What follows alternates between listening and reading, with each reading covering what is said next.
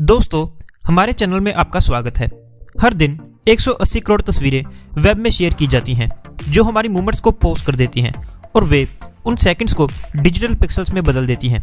लेकिन एक कैमरा किसी ऐसी चीज़ को कैसे कैप्चर करता है जिसे हम देख सकते हैं, और कैमरा समय को कैसे फ्रीज कर देता है? इन सभी सवालों का जवाब हम जानेंगे आज के इस वीडियो में। तो बिना समय बर्बाद किए शुरू करते हैं आज का ये एपिसोड।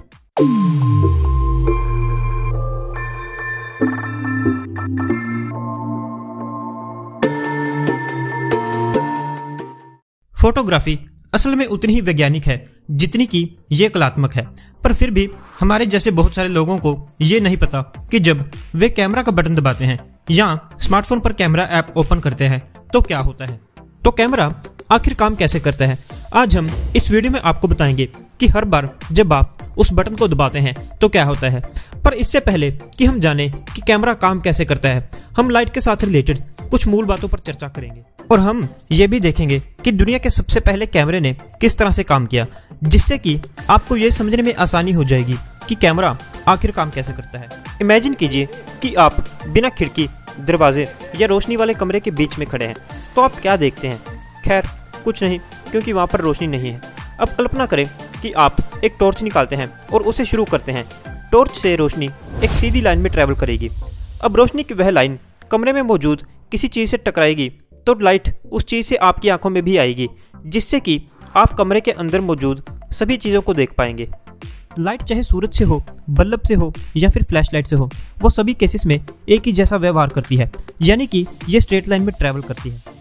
लेकिन लाइट चीज़ों से भी टकराती है, जिससे कि हम उन चीज़ों को देख सकते हैं। और आपको ये जानकर हैरानी होगी कि ये वही फिनोमिना है जो कि हमें फोटोज खींचने की इजाज़त देता है। जब लाइट किसी चीज़ से टकराती है तो वो उसी एंगल पर वापस आ जाती है। इसका मतलब ये है कि प्रकाश की किरणें हर जगह अलग अलग दिशाओं में बाउंस करती हैं। पहला कैमरा अनिवार्य रूप से एक कमरे जैसा था, जिसमें एक तरफ की दीवार पर एक छोटा सा छेद था। जब लाइट उससे होकर के गुजरेगी तो चूंकि लाइट स्ट्रेट लाइन से रिफ्लेक्ट हुई थी, तो उसकी इमेज जो ऑपोजिट वॉल पर बनेगी वो भी वर्टिकल यानी कि अपसाइड डाउन हो जाएगी। इसके बाद उस ऑपोजिट साइड पर कुछ केमिकल्स मौजूद होते थे जिस पर वह फोटो आ जाती थी, और बाद में कुछ केमिकल्स के साथ प्रोसेस करके इमेज प्राप्त हो जाती थी। दोस्तों, ये तो थी फंक्शनिंग एक पुराने कैमरा की, पर आजकल के ज़माने के मॉडर्न कैमरास में लेंस लगा होता है, जिसका कि फोटोग्राफी में बहुत ही अहम रोल होता है। अब जैसा कि आप जानते ही हैं कि पहले कैमरास में सिर्फ एक छोटा सा छेद होता था, जिससे कि बहुत कम रोशनी अंदर जाती थी, जिसकी वजह से एक ही फोटो खींचने में करीब 8 घंटे लग जाते थे, और जो भी फोटो आती थी वो बहुत ही ब्लर होती थी। तो आज हम कैसे इतनी शार्प इमेजेस एक ही सेकंड में ले लेते हैं? तो उसका जवाब है कैमरा लेंस।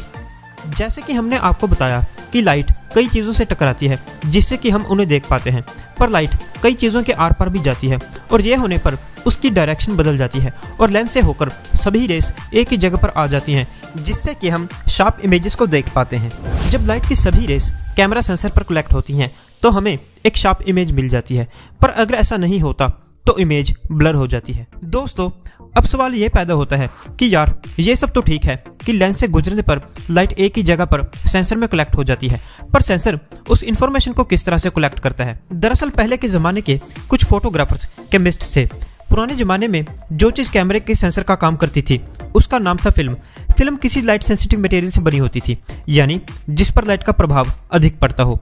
जब उस फिल्म पर कोई रोशनी पड़ती थी तो वो उस ऑब्जेक्ट के शेप और कुछ और डिटेल्स को कैप्चर करती थी, जिसके बाद उस फिल्म को दोबारा केमिकल्स के साथ प्रोसेस करके इमेज आती थी।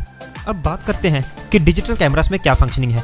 तो दरअसल डिजिटल कैमरास का सेंसर बिल्कुल सोलर पैनल की तरह होता है। सभी सेंसर्स रेड, ग्रीन और ब्लू पिक्सल्स में डिवाइडेड होते हैं, जिसे कि मेगा पिक्सल्स भी कहते हैं।